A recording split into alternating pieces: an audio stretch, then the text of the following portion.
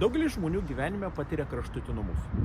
Tai jie yra tokie ramūs, užsisklendę savyje. Tai kažkuriais momentais prasiveržia pyktis ir net agresija. Žmonės pradeda to savo pykčio ir agresijos bijoti.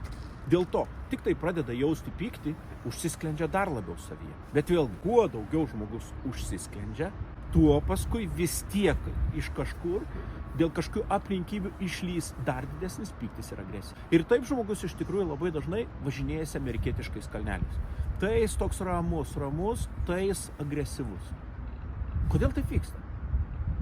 Kas to priežastis? Ar kada susimąstėte? O iš tikrųjų, žmogus, kuris nepasitikė savim, toks žmogus natūraliai yra linkęs užsidaryti savyje, užsisklęsti, konservuoti savyje mintis, jausmus, nuoskaudas, nepasitenkinimą. Visa tai, kas yra sukaupta viduje, su pykčiu ir agresija yra išliejama ant kitų žmonių.